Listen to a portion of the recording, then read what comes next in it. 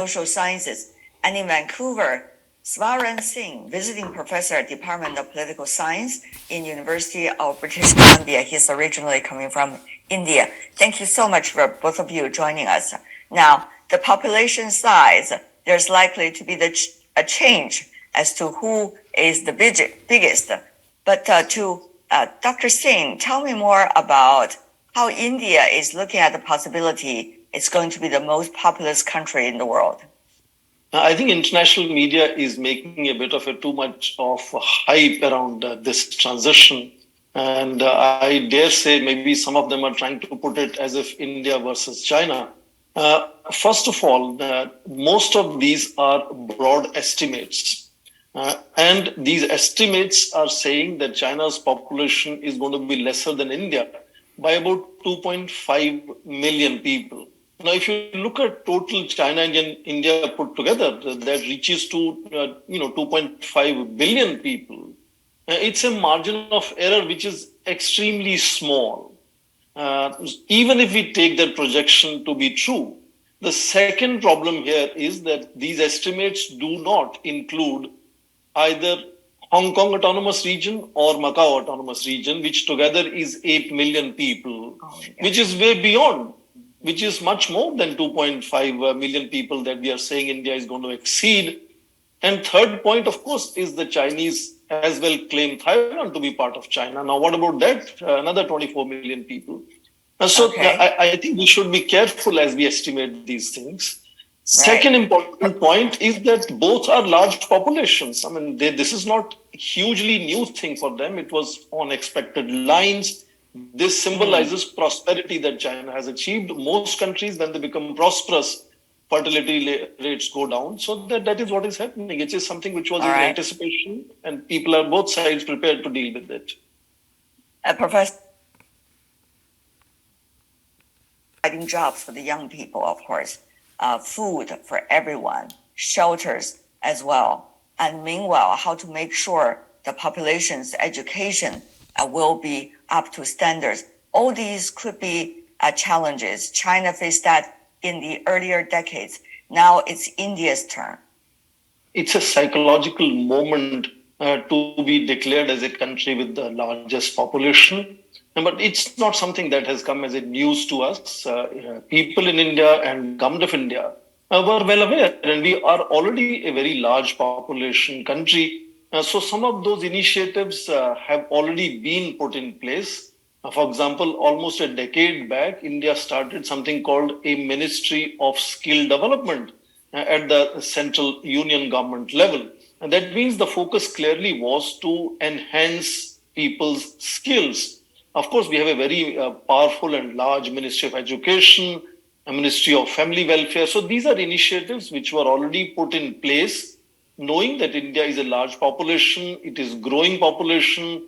India's young population is going to be demanding of opportunities, and therefore employment will be something which will have to be focused. So entrepreneurship is something which is being encouraged for last 7-8 years. That people don't just sit down and gain education and then claim for employment. They should be themselves empowered to create more employment for other people. And that kind of several schemes are put in place. Another very important area is women empowerment in India. For example, Chinese have a very impressive record on that. I think it's twice the global average that women are employed in terms of percentage of population when it comes to China. India has been focusing on that. Half the population is women. So how to bring women into the mainstream and make them productive. So it's both, as Chinese Premier Li Qiang talks of talent dividend and of course population demographic dividend. So these have to be merged together. And my very quick last point on this is the global trend is shifting now from manufacturing being the driver of growth to services becoming the driver of growth. And India has already earned a certain name in providing services, particularly IT services in that sense. And when we move from manufacturing to IT, longevity is not a liability. Longevity becomes an asset because people can continue to be productive for a relatively longer period of time.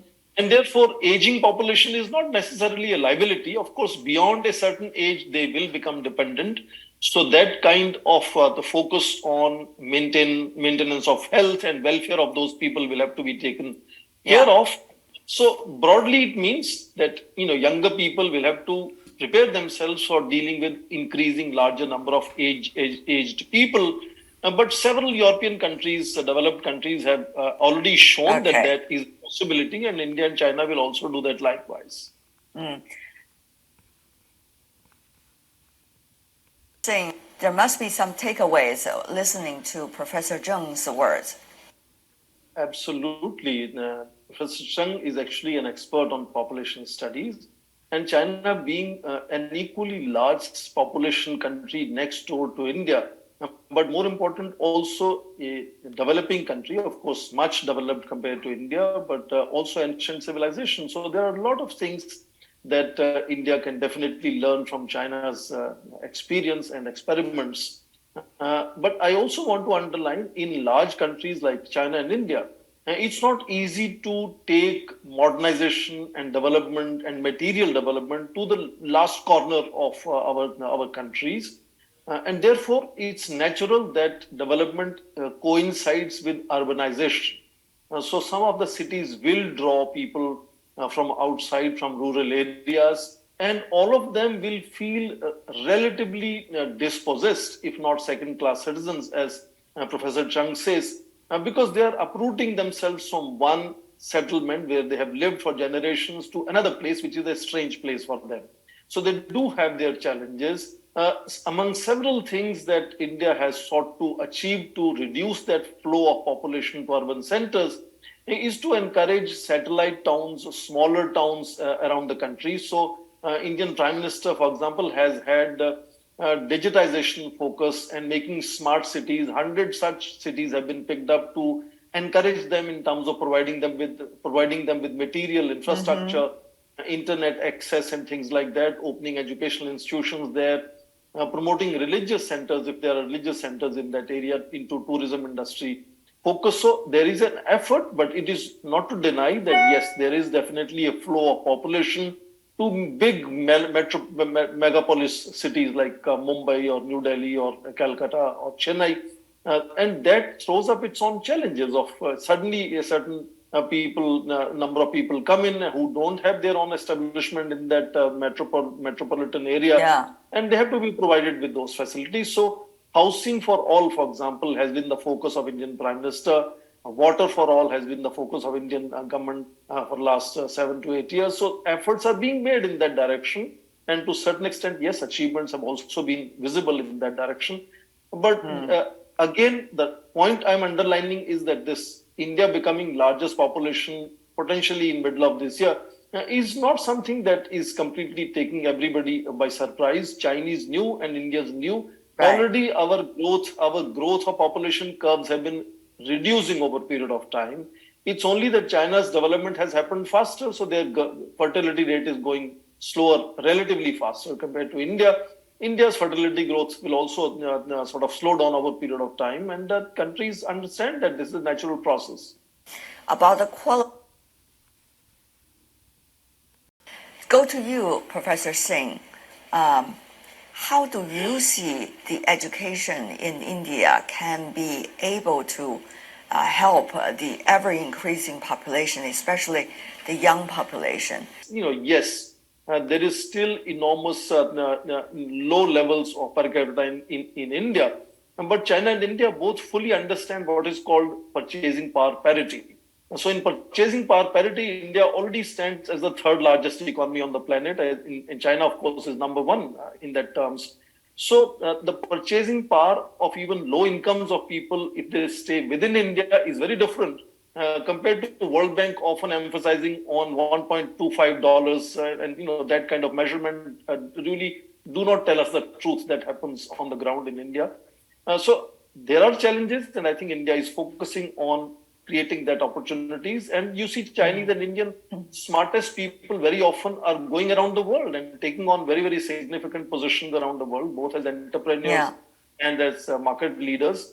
So opportunities are not limited only within the country. The whole world is now open for Indians and Chinese to go and explore and establish their credentials as great entrepreneurs and great skilled people around the world. Common